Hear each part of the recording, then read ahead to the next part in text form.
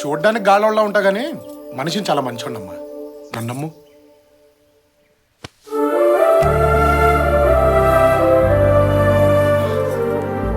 పెళ్ళెప్పుడు చేసుకుందాం? అప్పుడే పెళ్ళా? కొన్ని రోజులు లవ్ ఎంజాయ్ చేద్దాం. ఎంజాయ్ అంటే పొద్దున్న లేచిన దగ్గర నుంచి వందల మెసేజ్లు పంపించేసుకుని ఓ ఫోన్లు చేసేసుకుని ఏమన్నా తిన్నావా, తింటే ఏం తిన్నావు, ఏ డ్రెస్ వేసుకున్నావు, నైటీలో ఉన్నావా లేదా టైటీలో ఉన్నావా, లేదు పడుకున్నాను అంటే బోర్లా పడుకున్నావా, వెల్లికలా పడుకున్నావా, ఎలా ఫీల్ అవుతున్నావు, స్వీట్ డ్రీమ్స్, గుడ్ నైట్. ఈ సోదంతా మన బాడీ లాంగ్వేజ్కి సెట్ అవ్వదు కానీ లక్షణంగా పెళ్లి చేసుకుని ఓ డజన్ మంది పిల్లల్ని దడా దడా దడా కనేసి ఓ అద్భుతమైన ఫ్యామిలీని సృష్టించేసామనుకో అమోఘంగా ఉంటుంది. ఏమంటావు? డజను. దడా దడా దడా. అవును. కందోలే గాని ముందు నీ బ్యాక్గ్రౌండ్ చెప్పమ్మా. బ్యాక్గ్రౌండా? బ్యాంకులో 63 లక్షలు ఉందమ్మా. నేనెవరో తెలుసా?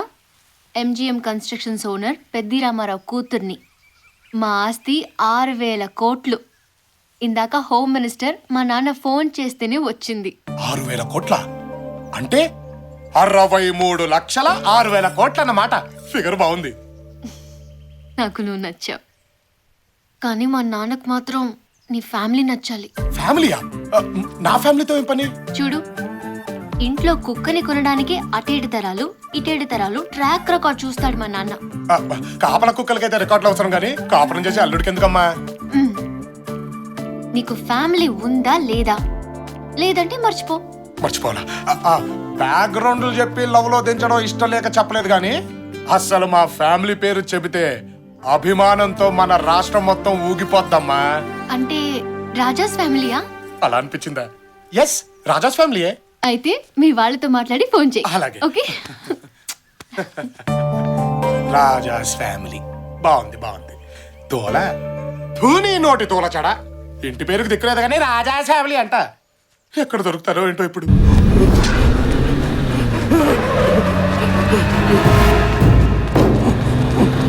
సుధా, లోపలికెళ్ళు.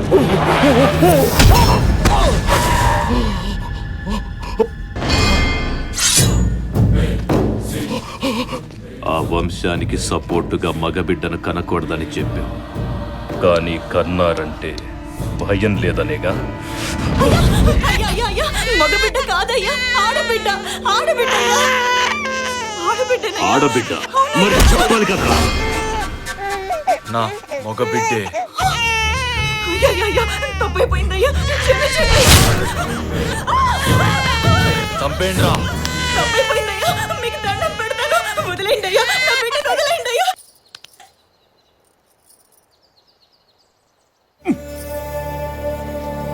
ఏం బతుకులరా భగవంతుడా.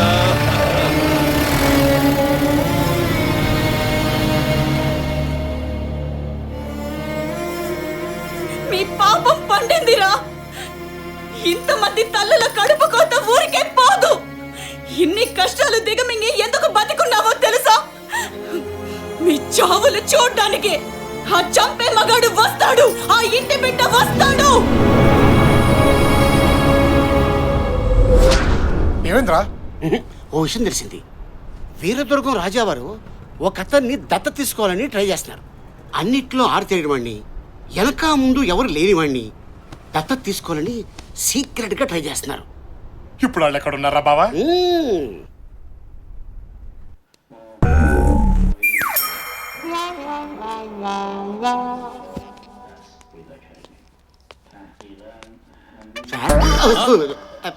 Good morning sir.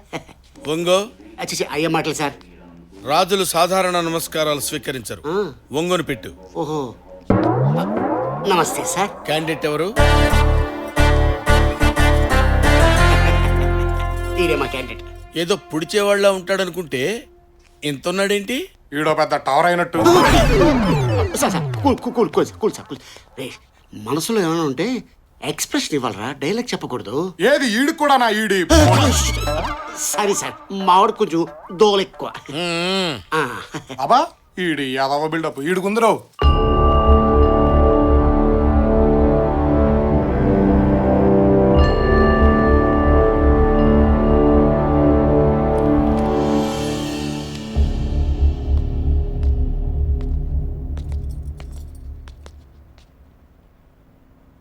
బాబు, వారే వీరదుర్గం రాజావారు. నమస్కారం సార్. ఇప్పుడు చెప్పుకో, నీ పేరేంటి? రామచంద్ర అండి. ఇంటి పేరు? ఎన్. ఎన్ఎన్ సింగిల్ లెటర్ చెప్తే ఎలాగా? టోటల్ పేరు చెప్పు. ఎన్ అంటే నేనే. అంటే నిల్లు సార్, సున్నా. ఇల్లు ఇంటి పేరుంటే మీ దగ్గరికి ఎందుకు వస్తాను సార్? సార్ ఫ్రాంక్గా చెప్తానండి, నాకొక్క లవర్ తప్ప ఎవరూ దిక్కులేరు సార్. ఈ దత్తత వల్ల మీరేం ఆశిస్తున్నారు? అమ్మా అంటే చేతిలో పడేసే ముష్టే తెలుసు సార్, కానీ అమ్మ చేతి ముద్ద ఎలా ఉంటుందో తెలియదు సార్.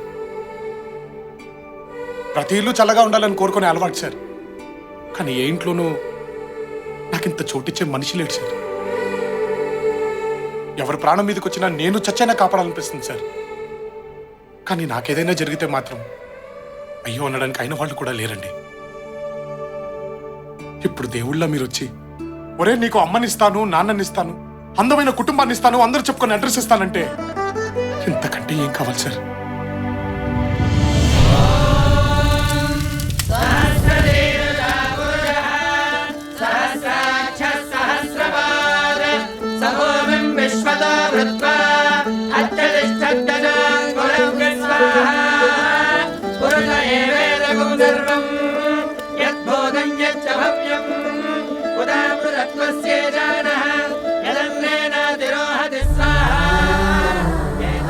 బాబు, ఓ తల్లి కడుపు కోత చూడలేక, జనం పెట్టుకున్న నమ్మకాన్ని చంపలేక బిడ్డ పురిటిలోనే చచ్చిపోయినా ఆ బిడ్డ బతికే ఉన్నాడని నమ్మించారు మీ నాన్నగారు.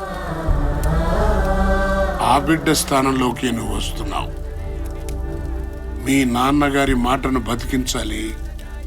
నువ్వు దత్తతకొచ్చావన్న నిజాన్ని ఇక్కడే చంపేయాలి. ఆ మాటకు కట్టుబడి ఉంటానని దైవ సాక్షిగా ప్రమాణం చేయి.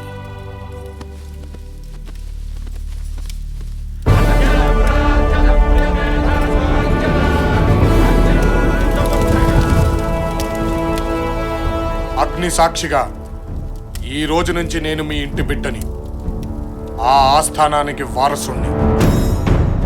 అక్కడ ఉన్న అందరూ నా వాళ్లే. మీ మాటని, మీ నమ్మకాన్ని బ్రతికిస్తాను.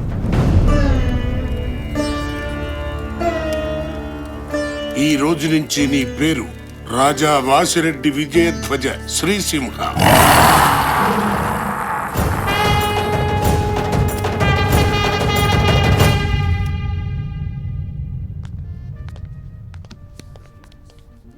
మనవడు వచ్చేయడానికి తెగ ఫీల్ అయిపోతున్నాడు. మానవ బాంబు వస్తుందని తెలియదు. పక్కన్న వాళ్ళకి మాకే అర్థం కావట్లేదు, వాళ్ళకి ఎలా అర్థం అవుతా అని. ఎవరికి అర్థం అవ్వాల్సిన అవసరం లేదు, మన పని జరిగితే చాలు. అంటే వాళ్ళని క్రెడిట్ కార్డు గీసినట్టు గీసేస్తావా? చినరాజా వారు, తాతయ్య గారు చేర్చండి. తాతగారు చెప్పండి. వీరు మా వారసులు. ఈ రోజు నుంచి మా బాగోగులన్నీ వీరే చూసుకుంటారు. బిల్లు 2.5 లక్షలైంది. 50,000 టిప్పుగా జాయిన్ చేసి వారికి ఇచ్చేయి. సెలవు.